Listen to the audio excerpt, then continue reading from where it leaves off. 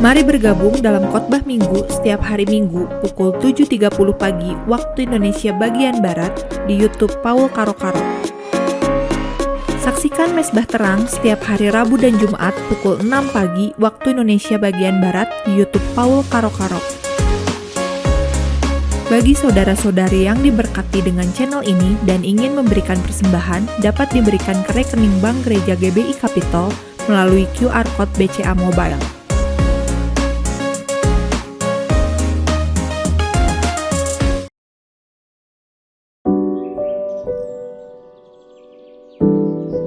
Mengampuni adalah satu kata yang gampang diucapkan tetapi sulit untuk dilakukan.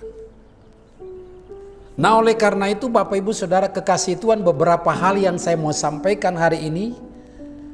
Apa kiat-kiat untuk boleh mengampuni seseorang? Yang pertama, bahwa pengampunan yang Tuhan berikan bagi kita lebih besar daripada apa yang kita berikan kepada orang lain. Anda pernah membayangkan bagaimana Anda sudah diampuni oleh Tuhan? Baik dalam pikiran Anda, dalam perasaan Anda, dalam hati Anda, dalam perbuatan Anda. Tuhan sudah mengampuni, dan betapa besar pengorbanan Tuhan dalam hidup Anda. Bagaimana kita bisa mengerti pemahaman ini bahwa Tuhan mengampuni kita begitu besar, kenapa kita sulit mengampuni orang lain? Nah, sering kita sulit mengampuni orang lain karena orang itu memperlakukan tidak adil. Apalagi misalnya orang itu membuat hidup kita menjadi tersiksa, menjadi sangat parah, terpuruk. Maka sulit sekali untuk boleh mengampuni orang itu. Tetapi ketika Anda merenungkan bahwa pengampunan Tuhan lebih besar daripada apa yang kita berikan kepada orang lain, maka dengan demikian kita gampang mengampuni orang itu. Lalu pada waktu Anda merenungkan bahwa Anda tidak lebih baik daripada orang itu, maka Tuhan mengingatkan kita, mari kita saling mengampuni satu dengan yang lain. Mari kita lihat firman Tuhan di dalam Kolose pasal 3 ayat yang ke-18.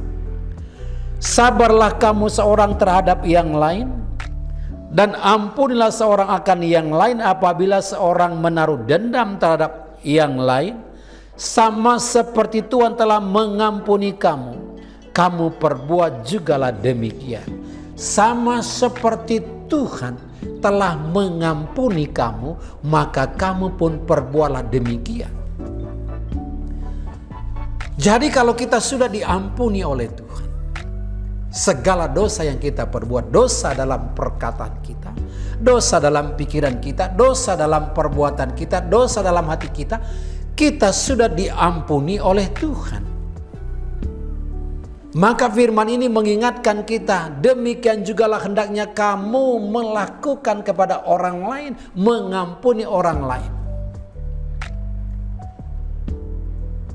Jangan sampai kita menaruh dendam. Anda tahu bahwa pada Anda tidak mengampuni orang lain, maka sebenarnya yang sakit itu adalah Anda. Anda tidak bisa tidur, tidak enak karena Anda menyimpan dendam. Tetapi pada waktu Anda melepaskan pengampunan kepada orang yang melukai Anda, maka Anda akan terbebas dari perasaan tertekan, Anda lega. Jadi firman Tuhan ini mengingatkan kita bahwa Tuhan sudah mengampuni kita, mengampuni Anda terlebih dahulu. Maka firman ini mengingatkan, maka demikianlah juga hendaknya kamu melakukan kepada orang lain, mengampuni orang itu.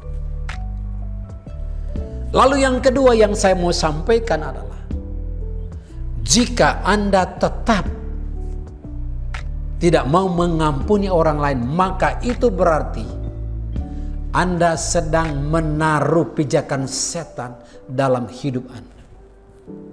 Mungkin Anda berkata, lebih baik saya nggak usah satu matahari dengan dia.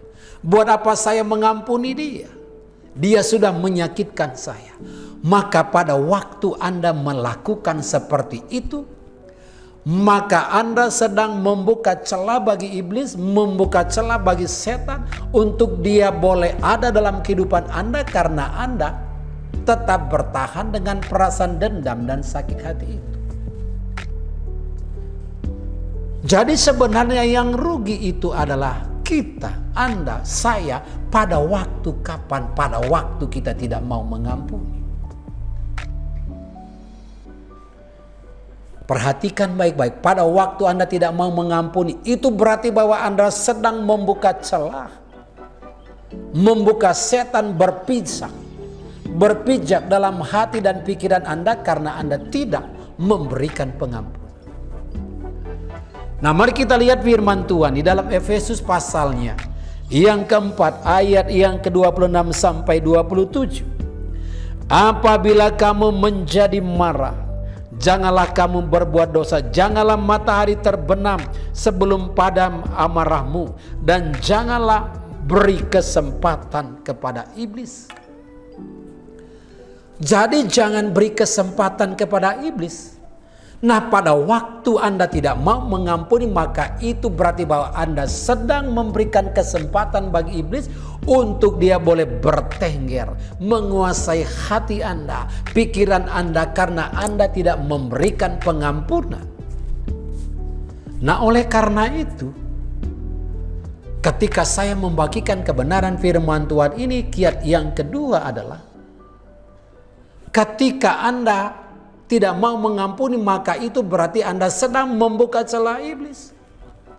Firman Tuhan katakan, jangan sampai matahari terbenam, jangan biarkan iblis menguasai pikiran Anda, hati Anda, kehidupan Anda. Jadi bersegeralah mengampuni, jangan berikan kesempatan kepada iblis. Lalu yang berikut, mengampuni ini adalah satu keputusan.